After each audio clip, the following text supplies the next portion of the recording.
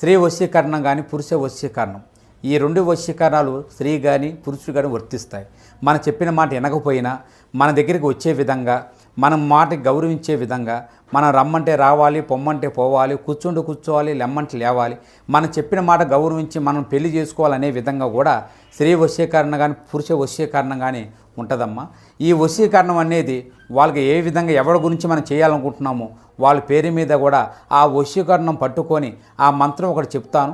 ఆ మంత్రం మీరు జపించగలిగారంటే ఆ వశీకరణం పట్టుకొని ఆ మంత్రం జపిస్తే 11 రోజుల్లో ఆ వ్యక్తి, నువ్వు ప్రేమించిన వ్యక్తి కానీ అమ్మాయి కానీ అబ్బాయి కానీ 11 రోజులు మీ దగ్గరికి వచ్చేది ఖచ్చితంగా గ్యారెంటీగా జరుగుతుంది. మధ్యాహ్నం తర్వాత మీకు జరగబోయేది ఇదే. జరిగేది తెలిస్తే ఖచ్చితంగా షాక్ అయిపోతారు మీరు.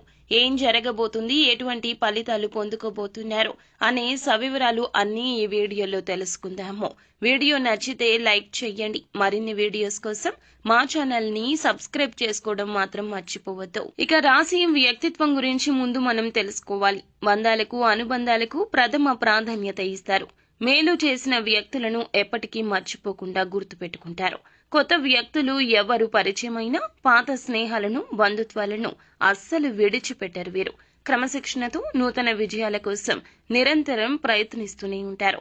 అయితే ఈ రోజున ఏప్రిల్ మాసం 13వ తేదీ మీకు ఆదివారం తిథి. ఈ రోజు మధ్యాహ్నం తర్వాత ఈ రాశి జీవితంలో జరిగేది తెలిస్తే ఖచ్చితంగా షాక్ అయిపోతారు. చాలా కాలం నుంచి ఎదురు చూస్తున్న ఒక అవకాశం అయితే మిమ్మల్ని వెతుక్కుంటూ వస్తోంది. అంటే అవకాశం కోసం చాలా కాలంగా ప్రయత్నం చేస్తున్నారు. కానీ ఇదివరకు ఎప్పుడూ కూడా ఆ అవకాశం మీకు దొరకలేదు. ఈ రోజు ఆ అవకాశం మీ ముందుకొస్తోంది. ఇది మీకు ఆనందంతో పాటుగా చాలా ఆశ్చర్యాన్ని కూడా కలిగించే సంఘటన. అయితే చాలా కాలంగా మిమ్మల్ని ద్వేషించేటటువంటి వ్యక్తులు కూడా మీతో చాలా సఖ్యతగా మాట్లాడతారు. ఇది కూడా మీకు ఆశ్చర్యానికి లోనయ్యే సంఘటన. అలాగే ఈ రోజు వ్యాపారస్తులకు సానుకూల ఫలితాలు కనిపిస్తున్నాయి. వ్యాపార జీవితం గురించి ఒక ముఖ్యమైన నిర్ణయం అయితే తీసుకోబోతున్నారు. వ్యాపార రంగంలో అభివృద్ధి సాధించడానికి మీ ముందు ఒక చక్కటి అవకాశం కూడా రాబోతోంది. ఈ రాశి వ్యక్తులు చాలా కాలంగా నూతన వ్యాపార పెట్టుబడుల గురించి ఆలోచిస్తుంటే గనక వీరికి డబ్బులు కూడా సమకూరుతాయి. ఇక వీరికి సమస్యల వర్షం కనిపిస్తుంది. ఇక మీ కార్యాలయంలో మీరు చేసిన పని కారణంగా చక్కటి గుర్తింపు అయితే పొందుకుంటారు. కానీ తోటి ఉద్యోగస్తుల్లో ఒకరు మీ పైన ద్వేషాన్ని పెంచుకుని మీ పైన ఒక కుట్ర చేసే అవకాశం కనిపిస్తోంది.